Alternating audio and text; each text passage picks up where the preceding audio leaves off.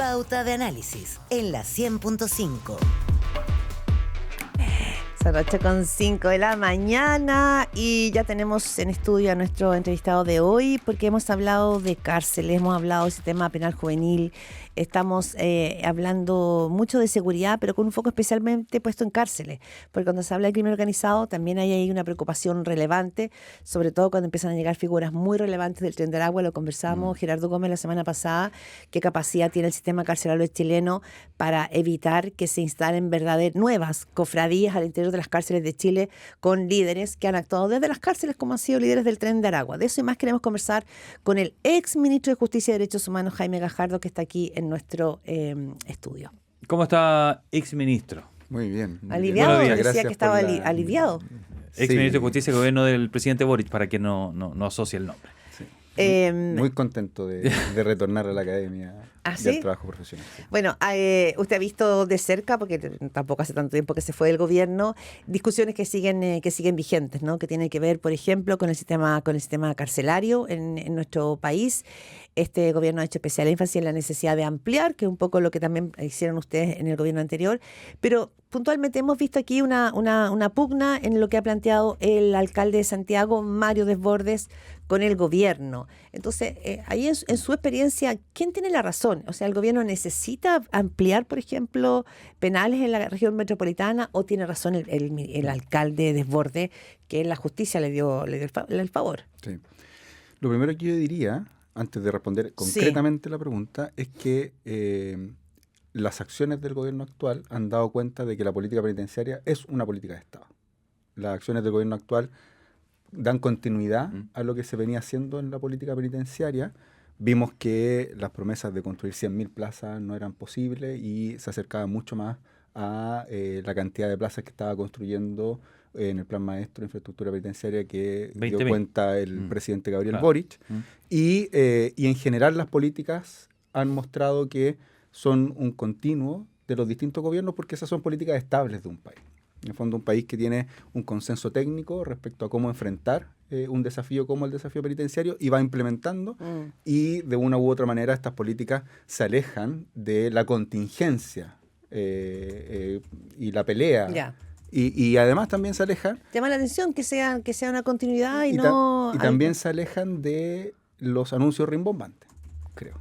Me parece que eso se ha dado cuenta y era algo que nosotros decíamos cuando estábamos en el gobierno. Y respecto a la cárcel en Santiago, nuestro sistema penitenciario hay consenso de que se requiere ampliar. El Paño Pedro Montt tiene efectivamente un lugar donde se puede ampliar la cárcel de Santiago 1, y me parece que lo correcto es que se desarrolle esa ampliación.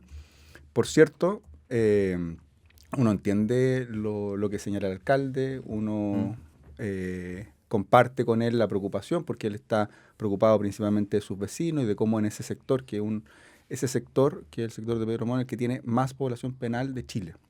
¿Ya? Son más de 12.000, 13.000 personas privadas de libertad las que están en ese sector. Pero requiere una ampliación, porque de hecho tiene esa población, pero no tiene esa capacidad. De hecho, tanto la expenitenciaría como Santiago 1 están sobrepobladas. Entonces, ampliar Santiago 1 es razonable.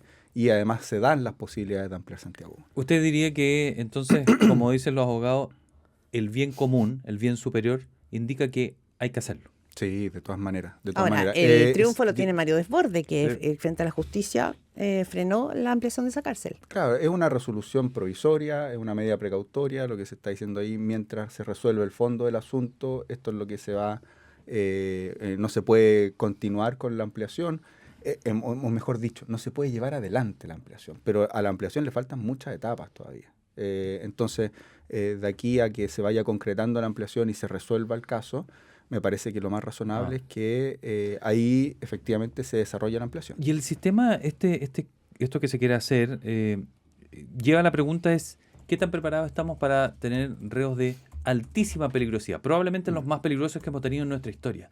Y esto se lo pregunto porque ya conocíamos que Dayonis Orozco, el Botija, como se le conoce, llegó a Chile hace algunos días. La Richanga va a llegar a Chile y que el Turco, que está en Estados Unidos, también. Es decir, 3 de quizás los más de la decena más importante de líderes del Tren de Aragua estaría detenido en Chile. Bueno, ¿Estamos preparados para eso? Lo primero, yo diría, Gerardo, hay una cosa importante previa. ¿Mm? Nuestro país está juzgando a los líderes Sí. del Tren de Aragua. Ha podido desbaratar estas bandas, ha podido concretar los procesos penales y hoy día tú tienes ya personas condenadas a cientos de años en cárceles chilenas. O sea, actualmente ya tenemos varias facciones del Tren de Aragua en cárceles. Esto ha sido en un plazo más bien corto de tiempo, desde el 2021 hasta la fecha. De hecho, el 2022 fue la prisión preventiva del Clan de los Gallegos del Tren de Aragua en Arica, que fue el primer gran desafío penitenciario que tuvimos que vivir. Y de hecho, ese 2022 yo estaba subsecretario y el módulo de máxima seguridad en Arica no estaba disponible y no teníamos vehículos blindados para hacer los traslados al resto del país. Entonces nos encontrábamos con una situación en la que yo te diría el 2022 nuestro país no estaba preparado para enfrentar el desafío de tener a los líderes de las bandas criminales en prisión. Del 2022 a la fecha hemos avanzado bastante. Aumentamos el doble las plazas de máxima seguridad, reaperturamos la cárcel de alta y máxima seguridad de Santiago con una remodelación muy importante que cumple con todas las medidas de seguridad. Tenemos vehículos blindados para los traslados de alta peligrosidad. Se traspasó Gendarmería de Chile y se transformó en una fuerza de orden y seguridad. Yo diría, está lento eso todavía. Ya. Me parece que eso hay que avanzar más rápido. Pero O sea, ahí mi mensaje al sería gobierno. así. La respuesta es sí. Estamos más preparados. Esto no es una cosa de sí y para siempre. Es una cosa que hay que estar permanentemente tomando medidas. Pero efectivamente, hoy por hoy estamos mucho más preparados. Yo conozco la cárcel de La Picota, que es la cárcel desde la cual viene el Botija, por así decirlo, y la Richanga. De hecho, estuve en el módulo de los extraditables en la cárcel de La Picota en Bogotá, y uno compara ese módulo, que es el módulo de los extraditables, le dicen, porque son todos aquellos líderes de bandas criminales que van a extraditar o a Estados Unidos, o a Europa, o a Chile. ¿Ya? Y uno ve las condiciones de ese módulo versus la cárcel de máxima seguridad en Chile, y la cárcel de máxima seguridad en Chile está mucho más preparada, no solo en cuanto a las condiciones, sino que también al régimen y al personal que va a enfrentar esto. Hablamos con Jaime Gajardo, exministro de Justicia y Derechos Humanos. Miremoslo desde otro lado también en su experiencia, ¿no? Podemos tener las cárceles preparadas para este tipo de líderes de crimen organizado, pero, por ejemplo, si miramos el tema de Gendarmería, esta mañana nos despertamos con una investigación que se desarrolló por la Fiscalía Regional de Coquimbo que muestra que cayó una banda de gendarmes que comercializaba droga y celular en la cárcel de Illapel. Son funcionarios de Gendarmería que fueron formalizados por cohecho, quedaron en prisión preventiva, cobraban hasta 600.000 pesos por comercializar las drogas y los celulares. Y esto no es un caso aislado. Ustedes mismos, ¿no es cierto? Esto no es para nada un caso. O sea, hay una preocupación relevante de este vínculo que se puede establecer en las cárceles entre el crimen organizado y los gendarmes. Entonces, ¿cómo uno ve esto? Porque usted podrá tener un espacio, una celda de máxima seguridad, pero ¿cómo se reorganiza este sistema para que no sea cooptado el sistema por dentro? Sí, no, lo que tú preguntas es muy importante. Precisamente una de las principales razones para que Gendarmería hoy día sea una fuerza de orden y seguridad, tal y como lo planteó el presidente Boric y hizo esta reforma constitucional que se terminó aprobando en abril de este año, es, entre otras cosas, porque Gendarmería sabemos que hoy día tiene un desafío que es mayor. Es un desafío a la par de Carabineros, a la par de la Policía de Investigaciones, que son las dos fuerzas de orden y seguridad que están en la Constitución, que estaban exclusivamente antes en la Constitución y que ahora también le incorpora Gendarmería de Chile. Entonces, por eso yo digo, el traspaso de Gendarmería de Chile al Ministerio de Seguridad y que sea efectivamente una fuerza de orden y seguridad que pueda compartir la información de inteligencia, que esté a la par de estas otras dos instituciones, que también tengan los recursos. ¿Pero qué está pasando con los gendarmes? Entonces, eso es muy importante. Pero eso hay que implementarlo bien. Lo segundo es que se ha llevado a cabo una estrategia desde el 2023 de investigar de manera profesional a través del Ministerio Público todos los indicios de corrupción al interior de las cárceles por la vinculación entre la corrupción y el crimen organizado. Esto surge precisamente de un diagnóstico. En los lugares donde las bandas de crimen organizado se han potenciado en las cárceles es porque han corrompido la institución penitenciaria. Entonces nosotros, para que eso no ocurriera en el gobierno del presidente Boric, lo que hicimos fue crear este espacio de trabajo conjunto con el Ministerio Público en el año 2023, en marzo del 2023 para ser más exacto, y ese trabajo al cual se le ha dado continuidad y que es un trabajo importantísimo, está ya desbaratando estas bandas de funcionarios de gendarmería. Y eso va a seguir. Y eso es una buena noticia que ocurre. Muy impactante, pero es una buena noticia que ocurra. Porque lo que se está haciendo es ir directo al problema. Y así tuvimos la operación Apocalipsis, que fue la más llamativa, en diciembre del año pasado, pero ya habíamos tenido 3 operaciones previas. Bien. Usted escucha a Jaime Gajardo, ex ministro de Justicia y Derechos Humanos del gobierno de Gabriel Boric, conversando en Pauta de Análisis. Una de las ideas del gobierno es hacer cambios en el sistema penal adolescente. Es más, esta semana se van a presentar indicaciones en términos bien resumidos, porque son bien largas las indicaciones, pero entre 14 y 16 años en 14 y 15 años es diferenciado, 5 años máximo por un delito muy grave. Quieren igualarlo a los 16, 17 años, pero también se incluye allí entre otras normativas, que si alguien de esa edad cumple una pena y pasa la mayoría de edad cumpliendo una pena de larga data, puede pasar a un recinto penal normal, porque nos decía el actual ministro de Justicia que hay plazas que no están siendo ocupadas en los penales. ¿Es así? ¿Y por qué no se ocupaban? ¿Por qué se quedaban, no sé, un delincuente peligroso de 24 años cumpliendo condena por un homicidio, que cumplió 24 años cuando era menor de edad lo cometió? Seguía entremezclado con los niños, digámoslo así. Mira, así como recién te decía, las políticas penitenciarias se le ha dado continuidad, y eso es una buena noticia. Sí. Creo que se va más lento y que se evidencia que no hay suficientemente conocimiento del sistema penitenciario, pero se le ha dado continuidad a lo que se venía haciendo. Sí. En este caso, yo diría, son malas ideas las que está planteando el gobierno.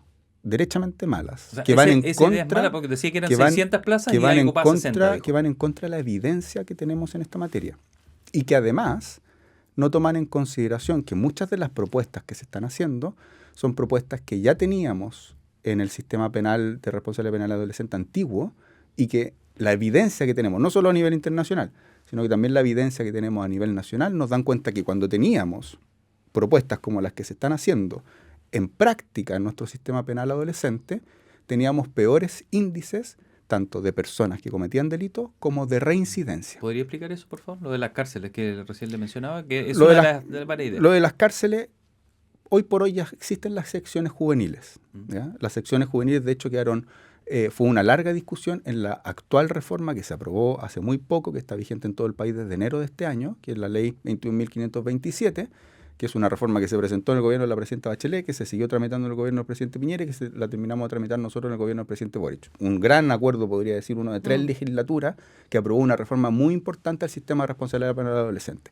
Esa reforma dejó las secciones juveniles en las cárceles. Efectivamente son alrededor de 600 cupos, y usted tiene actualmente aproximadamente 700 jóvenes en sistema cerrado.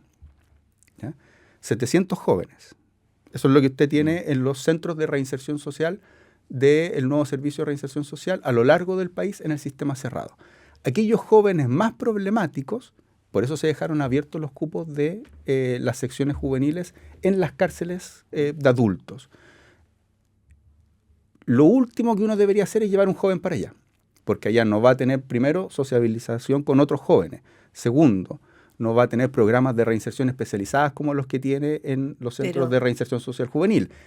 Usted lleva jóvenes para allá, los más problemáticos, pero lo que debería tratar es de que esos jóvenes los pueda usted reinsertar dentro de los centros. Sí, lo que pasa, porque claro, esta es una discusión que puede haber una discusión académica, puede haber una discusión política, pero tratemos de llevar esto un poco a la percepción de la ciudadanía. No quiero ser populista con esto, sino que recoger, porque eso es muy relevante. Lo que vimos, por ejemplo, en el caso de cómo terminan matando de una manera brutal a este niño de 12 años está encerrada en San Bernardo, es que algunos de esos jóvenes que asesinaron a este niño habían pasado por todo ese sistema judicial, habían estado en la reincidencia, y siguen delinquiendo. Entonces, frente a la ciudadanía es como que entran y salen, que no son eficientes tampoco este sistema de reinserción juvenil, y que por lo tanto son ocupados por el crimen organizado como soldados porque saben que son inimputables. Sí, yo entiendo perfecto, y uno entiende que se genera mucha conmoción, y que cuando hay mucha conmoción, muchas veces la respuesta de mano dura son las respuestas más inmediatas y que suenan coincidentes con la conmoción que generó el delito. ¿Ya? Vamos a la evidencia concreta, a las cifras duras. cuando nosotros teníamos un sistema similar al que están proponiendo el gobierno y algunos parlamentarios, hace 20 años atrás, tú tenías, en cuanto a reinserción de los jóvenes o reincidencia de los jóvenes, tú tenías un 52% de reincidencia. ¿En qué año? Esto es del 2009. Ni Ya. siquiera es de los más antiguos, porque antes ni siquiera la medíamos. Ya. Probablemente era mayor. 52% de reincidencia. Es decir, de cada 2 jóvenes que salían del sistema, uno volvía a cometer un delito. La cifra un poquito más era 60%. ¿Y ahora? Hoy día tenemos el 25%. O sea, nuestro sistema, que se ha ido reformando consistentemente desde hace 20 años, está logrando que menos jóvenes reincidan. O sea, y de manera consistente. O sea, a modo de hemos, ejemplo, hemos disminuido un 25%. Un Entonces, solo para sí. poner el punto. Uno entiende lo que dice Claudia. Ahí la pregunta que uno se tiene que hacer es, sabemos, por evidencia comparada y nacional, que si aumentamos las penas, aislamos los jóvenes, los tratamos como adultos, vamos a tener cifras de este tipo como el que teníamos hace 10 años atrás o más. ¿Qué es lo que tenemos que hacer? Fortalecer los programas. Ahí tenemos brechas importantes. Y usted tiene producto... Ustedes fueron gobierno y más allá de esa cifra del 2009, lo que tenemos hoy día para la ciudadanía hoy día es mucho más violento. El tipo de delito que puede cometer un joven de 14, 15 años. Ellos mismos son los líderes de sus bandas. Los antecedentes que tenemos, según el último reporte del Ministerio Público, nos dice, efectivamente, tenemos delitos más violentos, pero no más violentos que los que teníamos hace una década. Ya, usted escucha a Jaime Entonces eso Ricardo, también es relevante. exministro de Justicia. Usted está diciendo entonces, a ver si entendí la cifra, que los jóvenes, algunos de 17 años y otros de 16, que mataron a un ciudadano francés en el mes de... Que yo no le pondría... ¿No lo mataron? No. Esto es complejo cada vez que lo conversamos con un caso concreto. Ya, pero es que... Porque lo que uno tiene que ver pasarlo a la es la cifra. política pública Está bien, general. Pero la política pública en general dice que hay un 75% de probabilidades que ellos se reinserten y un 25% que sigan haciendo eso que estaban haciendo. Estas cifras... ¿Eso, ¿entendí bien? O sea, efectivamente. Pero estas cifras nosotros las podemos desagregar mucho, ¿ya? Porque efectivamente una persona que comete un delito violento tiene menos probabilidades de reincidencia, o sea, más probabilidades de reincidencia y menos de reinserción. Estas cifras son las cifras generales, ¿ya? Pero lo que yo le estoy diciendo es, el sistema que hemos ido implementando, que tiene trato diferenciado para los jóvenes, que tiene penas de hasta 10 años, que establece penas distintas entre 14 y 16 y 16 y 18, porque entendemos que el joven tiene más posibilidades de reinserción si es que tiene menos edad y que si tiene más edad. Y tenemos evidencia de todo eso. Y el homicida de 17, ahora, ¿no está mezclado con el de 16, el de 15 que no lo es, o cuando cumple 21, ¿no está mezclado con él? No debería estar, debería estar. Y ¿Pero eso no es lo está que nos o no permite. debería? No debería estar y yo no le puedo asegurar que eso no ocurra Porque supone que eso lo quieren hacer, separarlo, sí, ¿no? Claro, por ese fin. pero ¿no? en reinserción social, en los centros de reinserción social cerrados, usted tiene la suficiente holgura para hacer esas separaciones, para que estén en casas distintas. Nosotros hemos potenciado ese sistema porque ese sistema nos está dando mejores resultados. Hay que potenciarlo mucho más. De hecho, recién este año está vigente la Política Nacional de Reinserción Social Juvenil con un plan de acción que yo les traje y se los regalé cuando la lanzamos. Cierto. Y ese plan de acción contempla más de 100 medidas que precisamente van en acortar estas brechas en los programas. Y ahí es donde nosotros tenemos mucho espacio para mejorar. Todo el resto de las propuestas son propuestas inmediatistas, grandilocuentes, rimbombantes, que sabemos a nivel comparado y sabemos por la experiencia nuestra de que no van a dar el resultado que se le está prometiendo a la ciudadanía. Entonces yo digo, discutamos con las cifras, discutamos con la evidencia, discutamos con los estudios que se han hecho, no solo en nuestro país, sino que a nivel comparado. Ningún técnico especializado en esta materia le va a decir ese es el camino correcto el que está proponiendo el gobierno o el que están proponiendo algunos parlamentarios. Lo último, Jaime Gajardo, exministro de Justicia y Derechos Humanos, quería preguntarle su opinión, porque estuvo en ese cargo. Usted dice, en el sistema carcelario el gobierno actual mantiene una continuidad, ¿no? con lo que ustedes hicieron. Hay ahora una discusión interesante, importante, una discusión política también y legislativa que tiene que ver con la posibilidad de indultar a uniformados, carabineros y Fuerzas Armadas condenados por delitos cometidos durante el estallido social. Eso está en curso, hay sectores que dicen, bueno, esta fue una promesa que hizo también el actual presidente José Antonio Kast. ¿Cómo ve usted que se puede dar esta discusión? Y lo quiero unir también a la posibilidad de indultos con Punta Peuco. Son cosas distintas, pero tienen que ver con el indulto. Ustedes tuvieron una situación de indulto muy compleja en el gobierno de Gabriel Boric. O sea, es un tema complejo, los indultos. Los indultos siempre son una facultad muy polémica.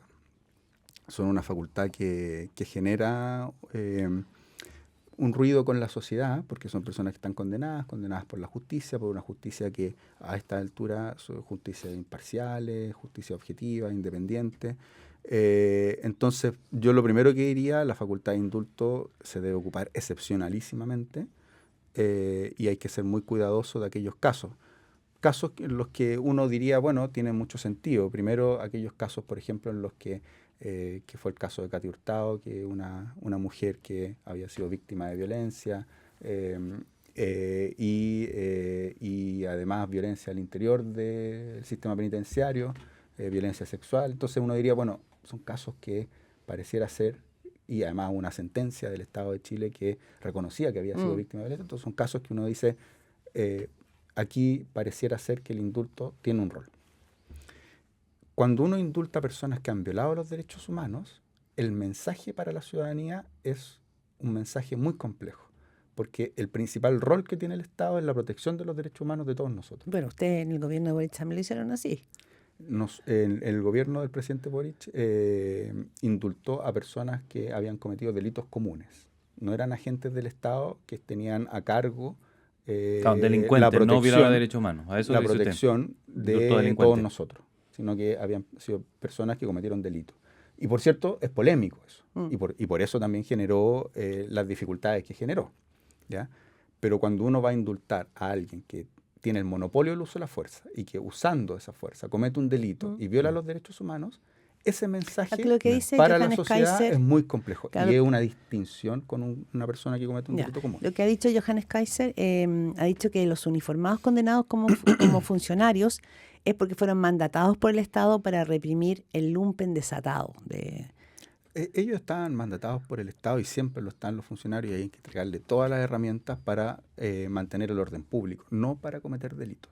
Y esa línea hay que saber distinguirla, porque si nosotros le decimos a las fuerzas policiales o a las fuerzas de orden y seguridad, ustedes para mantener el orden público pueden hacer cualquier cosa, pueden cometer delitos, eso nos hace un país más inseguro. Y por eso esa línea no se puede cruzar, a mi juicio. No estamos en la hora. Fue una mala decisión sacar los reos comunes de Punta Peuco, porque Gendarmería no lo está sacando y están quedando solamente los uniformados allí, viola derechos humanos. Fue una decisión política para restablecer Punta Peuco como un lugar de privilegios para los violadores de los derechos humanos durante la dictadura militar. Eso fue. Lo que adoptaron ahora. Lo que se adoptó ahora. ¿Y lo que se adoptó antes? Para llevar fue reos terminar comunes con los privilegios de un sistema penitenciario que no tiene ningún sentido que tenga privilegios para los violadores de los derechos humanos durante la dictadura militar. Entonces, pero eso también fue una decisión política, porque, porque fue claro. Un penal que no tiene capacidad para más personas. Fue una decisión política, por cierto, y una decisión política, a mi juicio, que va en el sentido correcto. Es lo que hizo el presidente Piñera cuando cerró el penal Cordillera, es lo que intentó hacer la presidenta Bachelet cuando quiso cerrar el penal Punta Peuco, y el presidente Boric tomó esa línea y dijo, en nuestro país no pueden haber privilegios para a quienes violaron los derechos humanos, y solicitó que se transformara Punta Peuco en un establecimiento penal común. Jaime Gajardo, muchas gracias por haber venido al estudio. Muchas gracias.